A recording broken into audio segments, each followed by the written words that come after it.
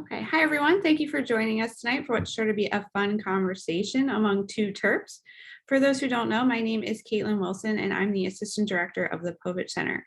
Before we get started here, I wanted to share a few quick reminders.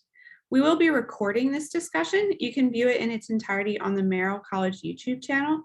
We will also be sharing portions of it on our social media accounts, so please be sure to give @Povich Center a follow on Twitter and Facebook. After Tim and Scott have a chance to chat, we will open up to some questions. So if you have something you'd like to ask, please do so using the Q&A function at the bottom of your Zoom screen. And now I'd like to turn things over to Povich Center Director Mark Hyman. Mark? Thank you, Caitlin. So we have two of the most admired people in sports media here tonight for a conversation that I think is going to be pretty funny. But I also want to make the point that Tim and Scott are two of the most accomplished journalists working today as interviewers and reporters. Scott, of course, we're familiar with your work 5 nights a week and also at the Masters, where you are the master. And Timmy, I've actually had some personal experience competing against Timmy as a beat writer covering the Orioles. And that was probably the most nerve-wracking season of my life, trying to compete with Tim Kurkjian covering baseball. So you guys are at the top of your profession in so many ways. And we're so lucky that you're members of our family as well. Graduates of the University of Maryland, graduates of Merrill College of Journalism. You're both members of the Povich Center Advisory Board, and I'm so grateful to you for that. And really, anytime we come to you with a request or we need something, you're there for us. And again, I'm really grateful to you. So we're looking forward to a great conversation tonight, followed by questions from the audience. But before we do that, I'd like to introduce Katie Marr, a senior at Merrill College and one of our most talented sports broadcast students, to formally introduce you guys. Katie? Thank you for that, Mark. Hi, everyone. My name is Katie, like Mark said. I'm very excited to be introducing this panel today. As everyone probably knows, Major League Baseball players are in a lockout, and the first 2 series of the season have been canceled as the League and the Players Association haven't yet reached an agreement. So today we're going to be dissecting the current uncertain state of Major League Baseball and much more. And we have 2 proud Maryland alums on this panel today that really need no introduction, but they're going to get one anyways. We've got MLB analyst on ESPN's Baseball Tonight and Sports Center, Tim Kurkjian, who is also a soon-to-be inductee to the National Baseball Hall of Fame, and Midnight Edition of Sports Center host Scott Van Pelt. So thank you so much, guys, for joining us today, and I'm going to let you take it from here. Katie, thank you very much. And Mark as well. I not surprising perhaps to folks, Tim, I'm going to quote the owner of Bentley's now. His name is John Brown. John always says to me when I reach out about coming in for a game, he says, Scott, the answer is yes, just tell me the question. And so when it comes to Maryland, I know you're in the same boat as I am. Anything we can do to try to be helpful, we try to do. And you and me, I mean, you're a dear friend, so this is hard. This is hardly work. You know, this should be fun. I know you look forward to it as I do. Right. Scott, how many times you been to Bentley's, would you say? I mean, you know, it's been a few. I mean, more than I got to LaFrac, you know. I mean, I don't know. It's, you know, the VU was sort of a competing thing back in my day. People don't know what the VU is now. It's a very fancy, it's called the Cornerstone. I'm sure it's lovely, but I will not go in on just general principle. It's too nice. It's like the floors are clean and it's just, you know, the smell I didn't recognize. So I'm a Bentley's guy, dyed in the wool. Right. I went to the VU a few times. I was a little overmatched in there, as I am in most places, but Right. Anything to do with the University of Maryland, count me in. Basketball games, anything else, count me in. Love the place. Without a doubt. It's part of who we are and proud part of who we are. I'm excited to do this because the timing is great on one hand and it's lousy on another. The thing about Tim that I genuinely admire is that your joy and your passion is baseball. And it has been that way since I met you. It was that way long before I knew you when I was reading you covering the Orioles. And I just wonder, given the state of where we are, yet another lockout and not a whole lot of optimism at the moment, sort of how is your joy being taxed by the reality of where things currently are?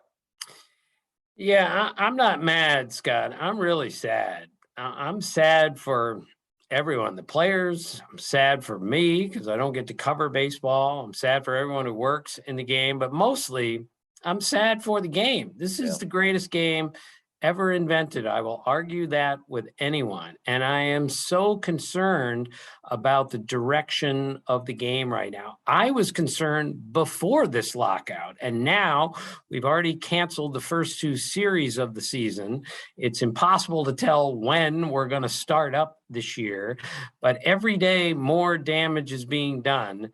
And it really saddens me. I mean, this reminds me of 94, 95, but let's not forget, Scott, Cal Ripken came out of that strike and chased Lou Gehrig. Then we had one of the great home run races ever. And it still took about 5 years for everyone to really come back to baseball. And I'm just not sure, sadly, that things are in place to bring the game back quickly if we have a prolonged lockout here that cancels a whole lot more games than the first two series. So let's get something done. This is not a good time for a lockout, not when you're behind football and behind basketball, frankly, in the popularity polls. Yeah, that's what I worry about. And I got married late, so I have young kids, and I hope that my boys, the way you with your brothers and your pop, the way me with my dad, I hope they grow up loving baseball, but I don't know if they will. And that makes me sad. Baseball is the easiest sport, I believe, to romanticize.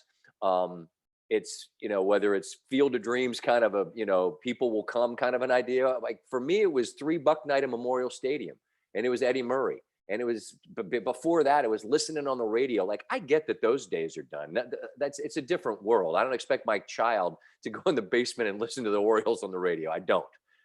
But I want them, and my daughter too, who I took to an Oriole game last year for Father's Day. That was her gift to me. How cool is that? I want them to love baseball. And I don't think baseball does enough, Tim, to make it lovable. You know what I mean? I totally agree. And this lockout is a perfect example. Look, I'm 65 years old, but people don't love baseball like I did growing up. People don't love baseball like my children did growing up, and they're now 31 and 28 years old. And I just spoke to a basketball coach in high school the other day, and he's a gym teacher also. And he said, most of our kids in gym class have never played baseball. In fact, they did a little indoor game in the gym, and the first two kids, I can't believe this, hit the ball and ran to third base Come on. instead of first base. Come High on. school kids. Scott, that makes me cry. Yeah. How can that be? This game is so beautiful, and yet, sadly, with what's going on now, we're not selling it very well as a beautiful game. I had Carl Ravitch on SportsCenter last week. So well working with him, how much he loves it. He's going to be the voice of Sunday Night Baseball when we have it, and we will eventually. And he said, and I feel like this is just the way the world works now. We want to pick someone to blame. He's like, look, I laid this at the feet of both sides. So I'm not asking you to tell me, is it more the owners or more the players? I just want to know, why does it feel to me like when it comes to labor negotiations, baseballs tend to be more contentious than others? I mean, if you disagree, that's fine. But in my perception, it's just we get to this more often in baseball than any other sport, and I don't know why that is. Yeah, we did go 25 years with labor peace, which was beautiful because I Yeah. covered the 81 strike and 94, 95, and that was torture trying to cover those. And this hasn't been any fun at all either. I think it's partly because of what you were talking about, Scott, the romantic aspect of this game, the rich history and tradition. It goes back so far. Everyone, or most kids, played this when they were growing up, and therefore they feel like they have some sort of an attachment and that it's just still a little kid's game. And so when you mess with a little kid's game, people get really upset and say, what are you doing? This is baseball. This is summertime. This is our escape hatch from all the things in our lives that are so difficult. And now baseball is making it even more difficult for people. And I repeat, that's why I am a sad guy today. You know, what we got to do. We got to support Coach Vaughn and the Terps. They haven't lost a game. They're ranked. And which, if you go back to the old days when I lived in that dump called Ellicott Hall, all due respect for anyone that might live in Ellicott, like you go by Shipley, and they were not, like, the idea that they'd ever be ranked that's pie in the sky stuff. This team is really good. Yeah, I went to a lot of Maryland games when I was at Maryland. I lived in Bel Air B, which wasn't a dump. It was half the size of Ellicott. Right. But I would go to the games, and just to show you where my love comes from, my father, who was a great baseball man, a really good player, gave his three boys a real love for the game. He taught for 10 years at the University of Alabama, and he never went to a football game, but he went to all the baseball games, which he has to be the only professor on campus to decide, I'm going to go to the baseball game and watch Dave Magadan play rather than go to the football game. No one else could say that. That's what a great story. Your love of baseball, you've talked a lot about. I mean, I love it. I just love picturing you, and you're a great athlete. So are your brothers, sitting around the table with your pop talking about it. And as you've said on my show and elsewhere, the fact that you went to Walter Johnson, it was just sort of ordained, right? It was in the stars that this would be who you'd become and what you'd do. But I mean, you're going in the Hall of Fame, man. I mean, the Baseball Writers Association of America Career Excellence Award, meritorious contributions to baseball.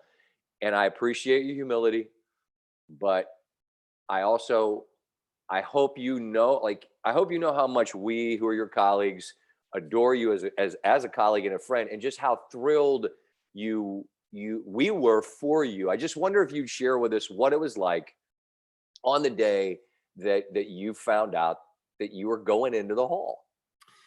Well, I was told the announcement would come at 11:30 in the morning. So I was scared to death whether I would win or not win. So I had to kill some time. So I went to the grocery store, which I do like every day anyway. And I was in the self-service line at the Harris Teeter.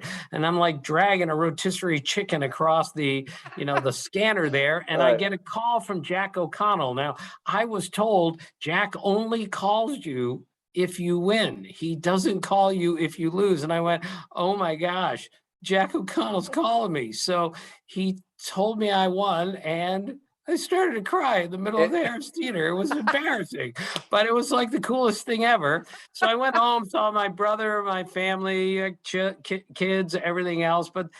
And that was great, of course. But the next day, Scott, the next morning, 8:30 in the morning, Johnny Bench called me at my house. Wow. And he said, congratulations. You're welcome to the club.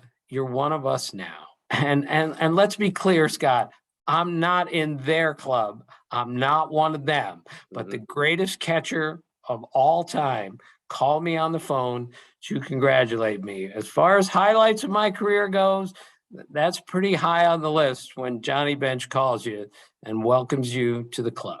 Wow. That's such a cool thing. It's just so great you got the call. I've joked, it's not really it's just the truth. I've been fortunate. I'm thankful. I've been nominated for Emmys a bunch, and they always say someone else's name, and I have actually, it's great. Right over here, I was on game day and I won an Emmy, being part of the show, but I got nominated as like the host, and so I didn't win. And my daughter, how great is this? My daughter, who I took to the Orioles game last year, we're moving back home to Maryland, and it was virtual, and she stayed up to watch, and they said Ernie Johnson, and Ernie's a lovely man and a tremendous broadcaster. He won, and she went in the boxes that were boxed up in her room and got a little trophy to bring down to me so I'd have a trophy. And then last year it was Ernie Johnson again, and so she took a little label maker and wrote outstanding studio host and put it on that for when I got home. And the joke that I've said to people is like, I think you're honored to be nominated for sure, because it's an honor. But you just want to hear him say your name, because how cool would that be? You just wanted O'Connell to call you, and he did while you're scanning a chicken in Harris Teeter. I mean, I that moment has got to just be, it's got to almost knock you to the ground. Yeah, it really did. And the people I heard from that first day, I can't even begin to tell you how overpowered I was. Yeah. Bill Raftery called me on the phone. As you know, Scott, I love basketball. I've never met Bill Raftery in my life. Really? He calls me on the phone because we're doing different sports. So I'm Yeah. not going to see him at college basketball. He called me on the phone. We had about a 20-minute conversation about baseball and basketball. And that's kind of the way things went. And, Jim Palmer called me on the phone. I mean, that was pretty darn good when that happened. And the kids, our kids gave me a big hug, because we used to joke, talking about your kids, we used to joke when the kids were younger, they were like 6 and 4. Poor dad, he can't do anything else. I stink at everything around the house, and I screwed up something else, like trying to put something up on a wall, and it was frustrating. And I finally just looked at the kids and said, come on, Dad, just give me something that Dad's good at. So the 6 and 4-year-old look at me and say, okay, I'm just quoting here. Okay, Dad, you're good at basketball. You're good at writing. And then there was this tremendous pause to find a third thing that Dad was good at. And they come out of the huddle like on Family Feud, and they said, you're good at feeding the dogs. So that was it. There's my the dog. third thing. There he is. Otis the dog. It's great. I fed Otis the dog tonight. That's my list is short as well, I think. But find something you're good at, right? I think that's for the people that are listening. Katie's way ahead of where I was, certainly at this stage of the game as a student at Maryland. But it's cliche. Find something you love, but it's not, because when you find something you can pour your passion into, and you find something that you're good at, then I think you become sort of the best. You realize the best version of yourself, right? At least from a professional standpoint. And when you were on the beat, and you've worked a number of different places. We go back to the Star, which was a paper back in the day. And I think about you covering the Orioles, just the beat. How important, Tim, is working a beat, creating the relationships, being accountable, showing up, being there, right, finding the stories, writing the stories. How important was the beat to becoming the professional you wanted to be?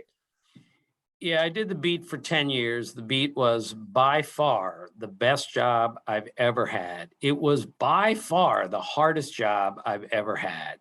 Randy Galloway, who I followed on the beat at the Dallas Morning News covering the Rangers, which was like following John Wooden at UCLA. That's how popular he was. He once said, being on the beat is like being in the jungle. He said, if you can cover a baseball beat, you can do anything. And trust me when I tell you this, Scott, it prepared me for everything that I have done the rest of my career. It showed me how to find a story, how to write quickly, how to work on deadline, how to talk to people, how to get along, how to travel. I mean, the baseball beat was the most important thing that I ever did in my career. So everything that I do on TV or on the radio or at a magazine or anywhere else was because I got the necessary tools first in high school at the school paper. By the way, Walter Johnson High School, I worked at the Pitch. I did some work for the yearbook. It was called the Wind Up. And then Maryland, of course, got me ready with journalism school, but there was nothing else that could get you more ready to do the beat than to actually do the beat. I got my brains beat out the first year on the beat because I just didn't know what I was doing. But eventually I learned how to do it. So a good lesson for everyone out there. You can figure this out if you really like what you're doing. Scott, I wrote a story for the high school paper that one of my gym teachers said, Tim, that might be the worst story I have ever read in the high school paper. I hope you're not planning on making this your life's work. Well, And then I did, because he was right. It was a terrible story. I got better. So if you're not a great writer now, you can get better. Some of my friends are born to write. It took me a long time to figure it out. that's why I tell the people that are in the college of journalism and at Maryland or anywhere, any young person that asks me for advice, like I always say, how do I do this? Whatever. I said, write. The most important thing to do is to write. And is it at the center of what I do? Not necessarily, but I believe figuring out how to take what you think, put it on paper, put it on a screen, and if you want to say it out loud on the air, fine. But just collecting your thoughts, figuring out how not to use 50 words where 10 will do. I'm not great at that still. I'm terrible at it, frankly. But I just think that that's the most important part of the job for whoever you are, isn't it? Absolutely. Writing is the most important thing. I tell every young person out there. If you can write, you can do just about anything. I And I agree. use our TV guys like you, Scott. Every one of our TV people write their own, their own copy. They're Yep. writing their own scripts. They're not getting somebody to do it for them. It's absolutely critical. So if you can write, you can do anything. So when I first started going on TV, I mean, I was scared to death. I didn't know what I was doing. I was 40 years old, but I knew how to write. I just had to learn how to write for a different medium, meaning I had to be much more efficient. I had to get to the point quicker, and I had to get out of there quicker. TV was difficult for me. It would have been 10,000 times more difficult if I hadn't learned how to write before then, but it was still difficult. I spent a fortune on clothes that first year. I wore more makeup than my wife, and you can imagine this, Scott. I spent a lot of time, and still do, walking around in a circle talking to myself, just so I know when the time comes that I'm ready to say what I need to say. But the other thing, Scott, and you know this better than anyone, you still have to be ready to think on your feet. It's the most important thing about television, beyond being able to write, is being able to react to something that happens on live TV. You better be ready to go, and you can't be thinking, oh, I got to figure this out. No, you got to go now. I'm pointing in my ear because you have Right. you have to listen. And I Right. think, and this isn't a TV it's not specific. It's a life skill. I think it's amazing to me, the people that don't listen. In other words, if I'm talking to you and I say, Tim, where are we with this labor situation? And you come in and you say, well, Manfred showed up and he was drunk on whiskey and then blah, blah, blah. And then I say, okay, how about from the players? No, wait a minute. The Right. commissioner was hammered. And please, I'm not reporting that. I'm just giving you a Right. hypothetical. If you're not listening to the nugget of information that the person you're talking to just provided, you miss the story. So listening is just, it's a skill, isn't it? It's the biggest and most important. The hardest thing that I have to do is to ask a really good question, especially after a loss, and you have to go to someone who just gave up a game-winning homer like Mitch Williams did in the 1993 World Series. So you better have your questions prepared in your head. But most important, you have to listen to what the guy says, because his answer might just spark your next question. It's going to be obvious what you ask next, depending on what he says. I've seen guys map out their questions and they don't even listen to the guy, and they're asking their questions when the most important thing you can do is listen. And as far as questions go, Scott, we were all taught this at ESPN: get to the point, ask it in the form of a question, keep it neutral, and let the guy answer it. And don't let your question be longer than his answer. Let's go. Without a doubt. And having a path, there's a legendary interview teacher that we all learn from at ESPN named John Sawatsky. And he taught the importance of having a path. Sure, have a path, but you've got to listen, because your path might lead you where I've always described it this way, Tim. If I knock on the door and you open the door and you're talking to me through the screen door, well, we can get somewhere, but you're really not letting me in. Well, if you will let me in, right? And now I'm in the house, so to speak. Well, now you might take me to a place in this house I didn't even know to prepare a question for, but now I'm in there. You've taken me to a place I didn't even know I could prepare for, but now I'm in it. So now that's what I need to know about, right? That's what I have to ask about. And I realize this is off the kind of topic that we had, which is baseball, which I'll get back to in a moment. But I'm just talking about really the art of doing what you are a Hall of Famer at, and that's writing about what you've heard.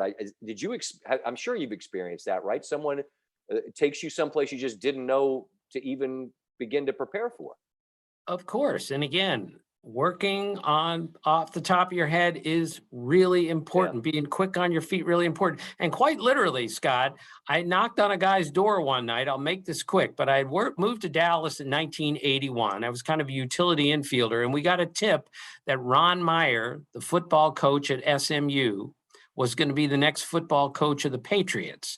So our football guys were nowhere to be found. So they told me, Tim, you have to go to Ron Meyer's house because he's not going to answer his phone, and ask him all these questions. So I'd been in Dallas about a week. I didn't know Ron Meyer from Oscar Mayer, and I didn't even know how to get to my house, let alone his house. Right. It's 10 o'clock at night. It's 1981, so I'm looking a lot younger than I have looked today, and I'm even smaller then, if that's possible, than I am today. So I'm scared to death because I've never even met this man. I knock on his door at 10 o'clock at night, and I say, "Hi, I'm Tim Kirkjian with the Dallas Morning News." And he looks at me and goes, "Oh, okay, how much do we owe you this month?" So he thought I was the paper boy. And this is what I'm talking about, reacting and being able to think on your feet. First off, I don't know whether to laugh or to cry, but Right. This guy thinks I'm delivering the newspaper. So long story, but he invites me in. All his assistant coaches are in there, but I have no idea who they are. Right. It just looks like he's got some friends over. I ask him all the questions. He gives me all the answers. I go back to my apartment and call it in and say, he told me he's not going. He's not going to be the next football coach of the New England Patriots. And 5 minutes later, I get a call at my apartment. I have no idea how this happened. Ron Meyer called me at my apartment and said, "Tim, I lied to you about all the questions. Your competitor just showed up from the other paper. I told him the truth, and I didn't want to get you in trouble your first week on the job." And he gave me the story. So was I scared to death? Absolutely. Did I know what to do at that time? Not really. But eventually I figured it out because at least I had the courage to go ask the questions, and then somebody helped me out. That's incredible. I would have said, "You owe me $20," and went and got a piece of beer and said, "The hell of a story." I mean, you're handing out money. I'll take $20. That's amazing. We were talking about the beat a minute ago, and that's where really, before Sports Illustrated, that's where I think you really became who you were most known for. And now you're a 3-time author and all the rest. The access and the being on the beat and being the proximity to the players and the stories is critical. And I get post-COVID where leagues are trying to make that, they're trying to get rid of that. I think that would be to the detriment of any sport where the beat reporters weren't out there daily. How important do you feel like it is for baseball, for the men and women that cover the sport, to be in the locker rooms, on the road, out there face to face? Well, it's absolutely critical. When I first, let's say, started covering the Orioles, Right. I would go to the clubhouse. The clubhouse would open at 3:30. I would, for a 7:30 game, I would be there at 3:30, and they would kick me out of the clubhouse at between 6:30 and 7 o'clock. I had 3 hours with those guys. And that was absolutely crucial for me to understand, because I would go talk to as many players as I could because I had all that time. Now we have maybe 45 minutes in the clubhouse before a game, as opposed to 3 to 3.5 hours. Scott, do you know how many times I sat on a bench with Earl Weaver, who for me is one of the 5 greatest managers of all time, one of the funniest people I've ever met in my life, one of the smartest baseball guys ever. And I sat on the bench with him and just talked about baseball for hours. And now Now we go into an antiseptic interview room with 50 people in there. The manager's got a microphone. You really have to work to get him alone before a game. And during COVID, it's virtually impossible. Those are my best days, is just walking in the clubhouse and going to talk to as many players as I can, going out on the field, hanging out at the batting cage. That is the best part about the job. And I just haven't had that part the last couple of years mostly because of COVID. Yeah, and I just worry about what it is post-COVID because, you limit access to people getting to know who the players are. And look, we have more access to information about the analytics of this game than we've ever had, but we have less access to the humanity of and that's what the humanity of the athletes is what makes sports great. When we know the frailty of them, we know the strength of them, we know what they go through. I worry about that. And I worry about baseball. Just you and I have talked about this on the show constantly. Exit velo, and we're worried about balls not put in play, and they're talking about getting rid of the shift. I just fundamentally and philosophically, if you're in charge of the game, would you do that? Would you say you can't shift? Would you put pitchers on the clock? What would you do? Well, the game's not in a great spot right now, Scott. So I think it's time to change. I think it's time to look at some stuff. I was thoroughly against changing the rules on the shift until Mark Teixeira, really smart guy, 409 homers in the big leagues. He has convinced me now that when a big left-handed hitter who only knows one way to swing, and that's to pull the ball to right field. It's the only swing he's ever had for the last 15 years. And he looks out at the field and he sees, well, I can't hit it through that shift because they got three guys over there. So I have to hit it over the shift. And by doing that, he gets his head up in the air. This is where the home runs come from, but the walks and the strikeouts come from. If we start two infielders on each side of the infield and all feet have to begin the play on the dirt, now that same left-handed hitter looks out the field and says, wow, I can actually get a hit if I hit a ground ball or a line drive up the middle. Maybe I have a chance to get a hit here instead of just trying to jack it into the upper deck. I'm convinced now we at least need to look at this and see if it works because, again, the strikeout rate is so far out of control. Scott, we strike out 18 times per game now. 1960, the Mazeroski game 7 of the World Series, there were 0 strikeouts in game 7 of the World Series. Now we have 20 strikeouts a game in virtually every postseason game, and there's something wrong with that picture. There's something wrong with the picture when the Orioles lose 115 games, Tim. I was honest with Jeff Passan when I told him that this lockout news and this news this week, when I was young, like you couldn't romanticize opening day more to me. Literally, it would always be a cold day in April. They'd always play the Royals. I remember Sam Horn had like 3 home runs in an opening day. It was at least 2. He might not have had 2 more the rest of the year, but he had 2 on opening day, right? Like I love that team with my whole heart. And Tim, they're bad, and there's no real incentive for them to try to be good. And I hate it. And I hate that I don't hate this, that there's a lockout, because it's just, what are they going to do? Catch Boston and New York? I guess I'm asking one very pointed personal question. Will my Orioles ever be better than they are now? Well, they have to be better than they are now, because last year they finished 39 games out of 4th place. They finished 39 games behind the next worst team in their division. Only one other time in Major League history has a team finished that far behind the next worst team in their league or their division. Scott, the gap between the great teams and the terrible teams is wider than I've ever seen, and that is not a healthy situation. When the Pirates go into Dodger Stadium and beat them, it's an upset. And there is no such thing as an upset in baseball. It's one of the beauties of all time is that the Orioles, when I covered them, they were awful. And they went into Yankee Stadium and won 3 games in a row. And you're going, how can that happen? That can't happen in another sport. And by the way, I covered the game when Sam Horn struck out 6 times. So I went to Mike Flanagan, the late, great Mike Flanagan, and I asked him after the game, I said, Flanny, okay, 3 strikeouts is a hat trick. And then he said, yes, 4 is a sombrero, right. 5 is a golden sombrero. And then he looks at me and he goes, from now on, 6 strikeouts in a game will be called a horn. So if I ever see anyone strike out 6 times, it's a horn, because that's what Sam Horn did that day in Kansas City. I don't know if you want to talk about the modern player and a favorite because you're covering them, but back in those days, my Oriole teams of my youth, and it was there, and sitting with Earl had to be just incredible. But who was the player that was just the most fun to sit around and shoot the bleep with about the game? Well, Cal Ripken, I spent more time with him than anybody, but I will say on that Oriole team, Brady Anderson was really a hoot to be around because he was really funny. Don't take any of this wrong, but pre O.J. Simpson in trouble, Brady Anderson met O.J. Simpson on the running track at USC once.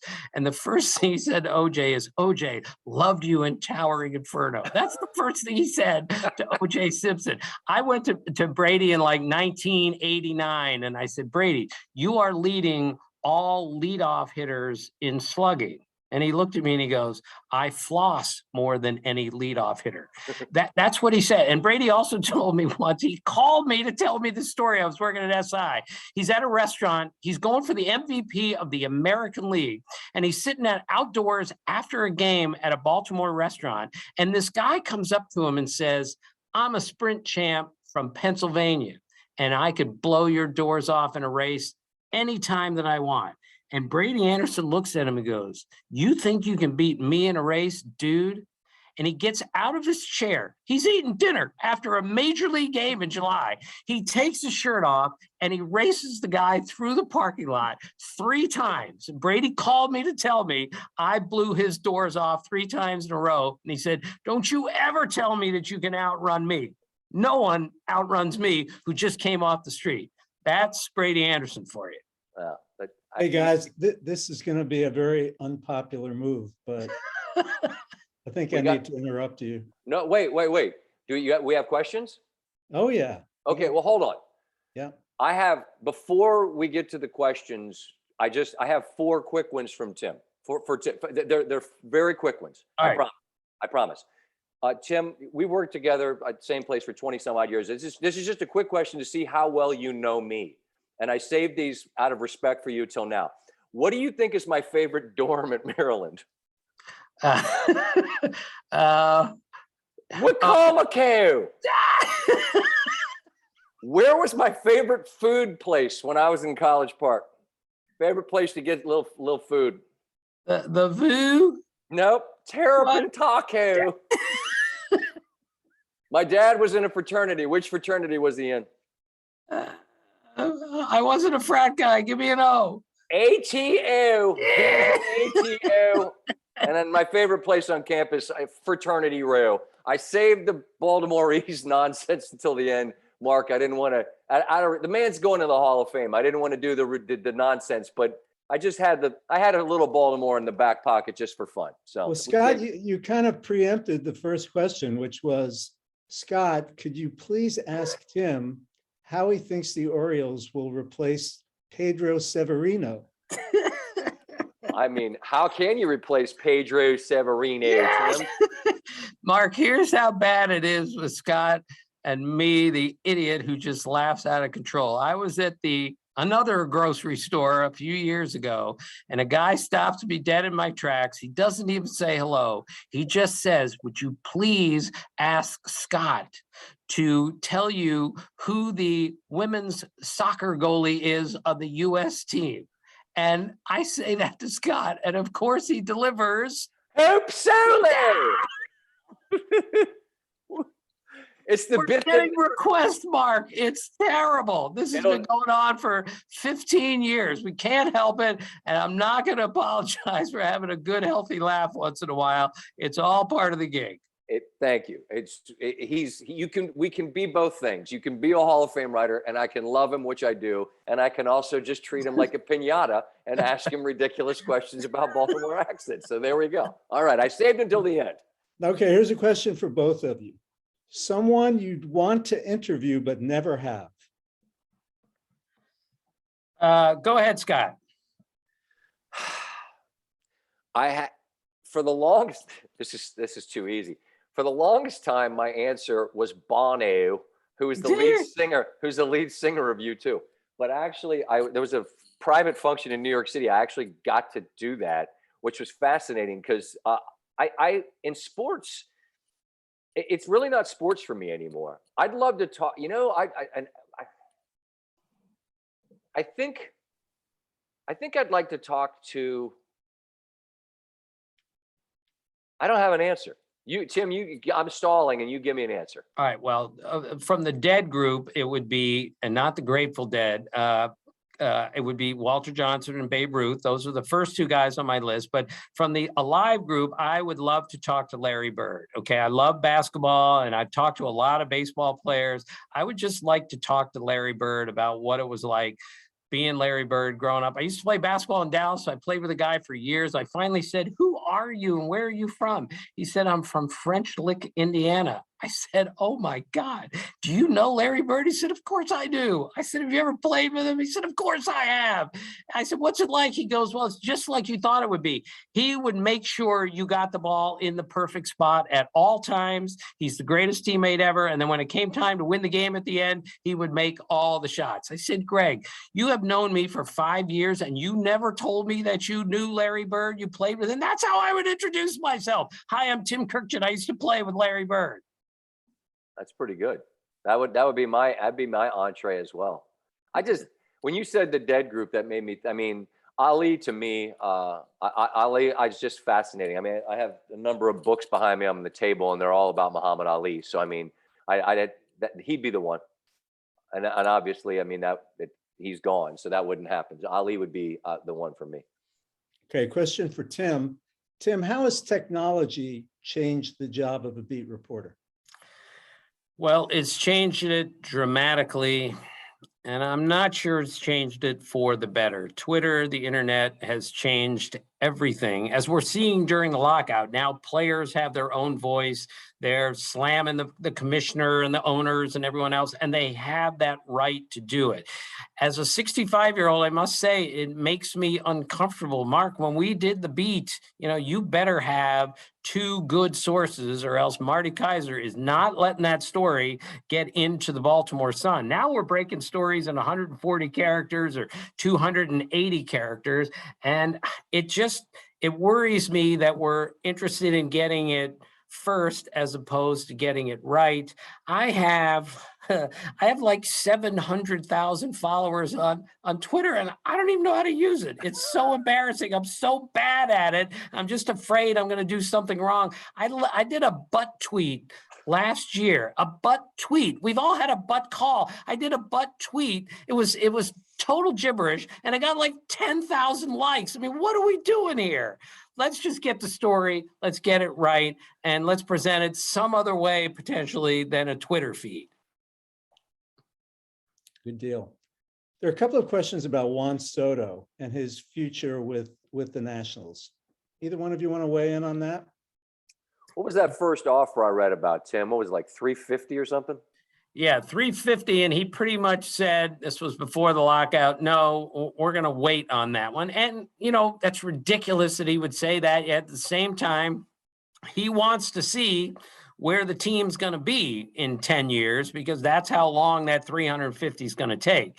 He's one of the great hitters, young hitters that I've ever seen. Guys who've hit cleanup in a World Series game at age 20 are Ty Cobb, Miguel Cabrera, and Juan Soto. That's the list. That kid has plate discipline like very few others. He's going to be the highest paid player in baseball, and it wouldn't be shocking to me if he went past 350 million. But if I were him, I'd wait too to see where my team is, because I wouldn't want to be locked up necessarily with a team unless I knew we were going to win. I think there's two people in the game that I would not be afraid to pay the kind of contract that typically comes back to bite you. I mean, the list of, Tim, through the years of those massive contracts that you at the end of it would say, hey, that really worked out well. There aren't really any. I mean, they always feel like this giant albatross. I'd say Tatis and Soto, you pay it blind. You just pay it because they're they're everything you wanted to be. You've already seen it with Soto and on the most important stages. You know, he was a huge part of them winning a World Series. So he was right to wait, and the Nationals will, I believe, in the end, should pay him whatever he ultimately needs to be paid, even if you know we're probably going to be saddled with a really crummy contract at the end of it. You can't let that guy walk. Right. Agreed. Next question. Why does baseball refuse to make what many believe would be steps to make the game more entertaining, like outlawing the infield shift, as we discussed earlier? Yeah, again, baseball is very slow in moving because it's such a beautiful sport. It has such a great, rich history and tradition that, you know, we don't need to put a 3-point line in order to get people interested and make the game better. That's how baseball looks at things. But they were willing, and still are, to do something with the shift, to put a pitch clock in. Now we've got the DH in both leagues. So I think baseball has an interest problem for our young people today. And it worries me. There's not enough action in the game. Too many walks, too many strikeouts, too many homers, not enough in between. That's what Theo Epstein was hired to do, to come in and try to figure out how are we going to make the game more entertaining. Because it's a paradox, fellas. The players are bigger, stronger, faster, better than ever. But the game, in my mind, it's still great. Don't get me wrong, but it's not even as great as I think it was in the mid 80s when George Brett, Robin Yount, Cal Ripken, Paul Molitor were in their primes. The game was played better then, even though the players are clearly better today.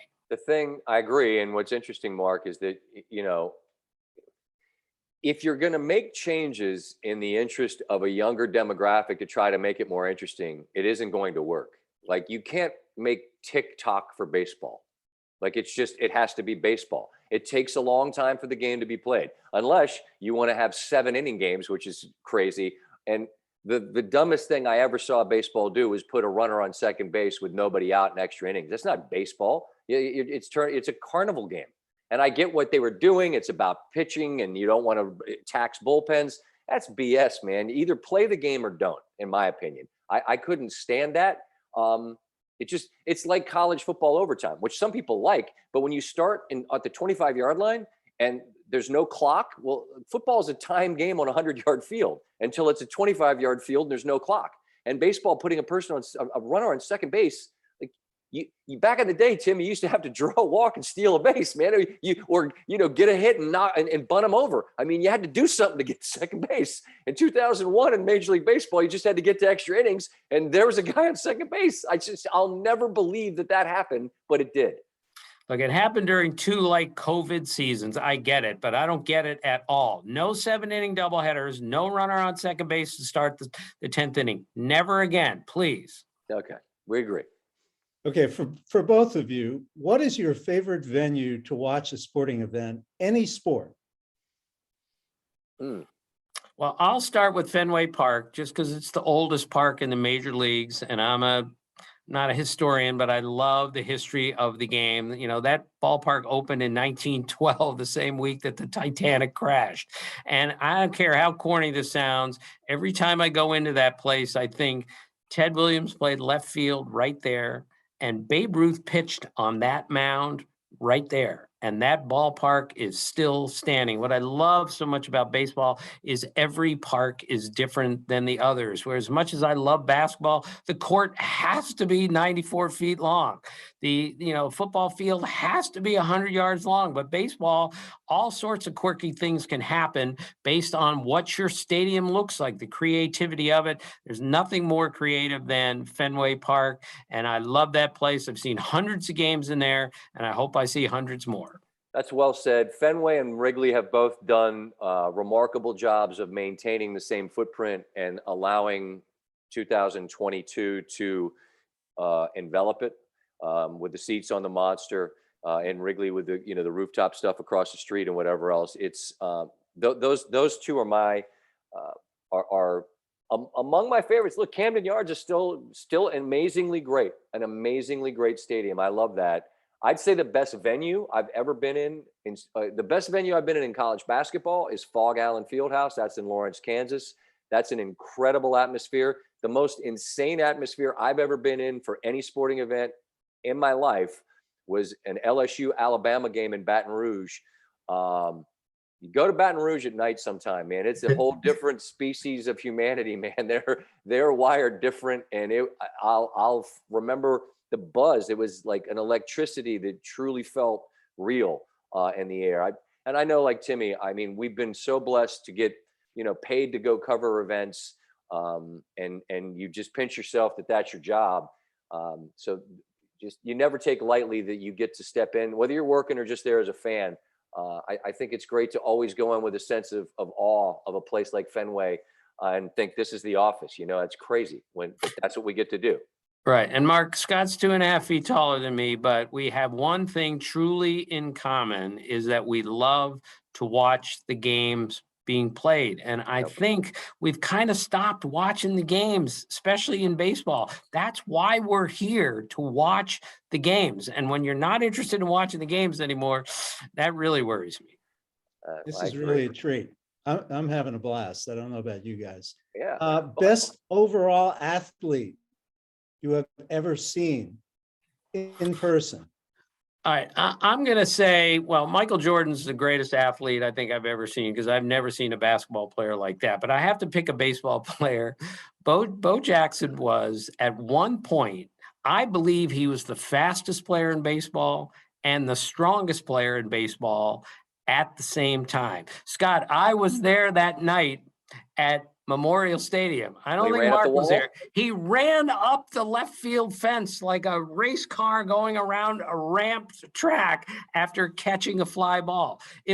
I've never seen anybody like him. George Brett told me once, he said, I never miss a Bo Jackson at bat. I never go to the bathroom while he's at the plate because I might miss something that I've never seen before in my life. Jimmy Stewart, an old scout, jokingly told the story that he scouted Bo in college, and he said he hit a 500-foot homer. He ran out and caught the ball before it hit the ground, and then he threw it back to home plate in the air. That's how many tools Bo Jackson had. He was like I often said this about Leonard Bias, that he was like the fish story that was real. You hear stories that don't sound like they could possibly be rooted in truth, and yet Bo Jackson really was that guy, Mark, because he was doing this, he was doing this on day after day after day on a baseball field, and then you'd put him on an NFL field on Sunday before he hurt his hip, and he was the fastest guy on a field and the strongest guy on a football field. I know there's a book. I believe Jeff Pearlman's writing a book on Bo Jackson that I'll be fascinated to read when it comes out, because the younger folks today are, everything back in the day was better, right? Well, I'm not telling you it's better. I'm just telling you there's nothing like that guy now. Nothing. Okay, back to the baseball labor situation. Here's a question. After the 94-95 lockout, it took a few years for fans to return to the game. With the internet and social media, can MLB reconnect more quickly with its fan base? You can take that one, Scott. I think that's interesting, because here's how I'm going to try to answer that. Connect how? Because do you mean put seats in the ballpark? Because people are nice. If they come up and they see me, they say, I love bad beats. We do a segment about gambling losses. It's called Bad Beats. Well, if you've seen that, well, did you watch my show or did you see Bad Beats? I'm happy if anyone knows anything and they like it at all. And what I'm getting at, Mark, is sure, Twitter can connect us to those the breathtaking Tatis plays. And wherever I am, I can be sitting here in Maryland, I can see what Tatis did instantly on Twitter. But do 30,000 people go to Petco, right? And do 40,000 people show up when he's on the road in Kansas City for the first time, like when they play in an interleague? You can connect virtually, but do you connect to the whole of it? Like when I'm saying that somebody who sees a segment I do, great, but do they watch my show? Maybe not. Again, I'll take whatever I can get. But baseball, I think, needs butts and seats. And I don't know, Tim, if this kind of a fracture, if it goes on for too long, really just has people say, I'm out, man. Yeah, I'm worried that the social media is hurting the situation because so many people have a voice now. They're so angry, they're screaming. It's just raising the level of anger, which is not what we're trying to get at here. That was not the case, obviously, in 94, 95. And it worries me that so many people have a voice and they're raising it so loud. I'm not sure we're getting to the point because we're too busy listening to everybody screaming. Okay, last question, and this is for Tim. Tim, when are you going to start writing your Hall of Fame speech, and have you decided what you will wear? Well, I'm going to wear a 36 short jacket, which I'm the only guy on earth that wears something like that. I have already written my speech in my head, at least, but I haven't written it down yet. I'm scared to death. I'm really not afraid to be in front of people, but this is a different situation. If Brooks Robinson is sitting behind me when I make a speech, I'm not sure I'm going to be able to get a word out. I mean, this is a different level. And so I have to really get going on it. I know what I want to say. I know who I want to thank, but they told me you got to do it in 10 minutes. Well, I covered baseball for 42 years and I got to sum it up in 10 minutes. That's the challenge. But that's what television has taught me, Scott. I learned how to land the plane. You know, you got to get to the point, you got to get done. But I'm not sure I can keep it to 10, but it won't be much longer than that. And hopefully I'll do it well, because if I don't, I will never forgive myself. He'll be great. Go get yourself. Well, I gave a commencement address once, and they told me 10 minutes. So I went out and got a gigantic hourglass. And when I started, I turned it upside down. And when it got to the bottom, I was done. Like Mark, he'll be great. Everybody loves you. Nobody's prouder of you than your ESPN family. And we're so excited to see you go in. It's so well-deserved. I think I sent you a text that said, let people hug you. Let people tell you how great you are, because you're great. Well, thank you, Scott. Just to finish, though, just to show you the pressure that people feel when they're making their big speech. Tony Gwynn, one of the great talkers of all time, went in the Hall of Fame with Cal Ripken. The morning of the speech, I saw his son, Tony Gwynn Jr., in the lobby of the Otesaga Hotel. I said, "How is your dad doing?" He said, at 9 o'clock in the morning, he said, "My dad sent me down here to get him a beer."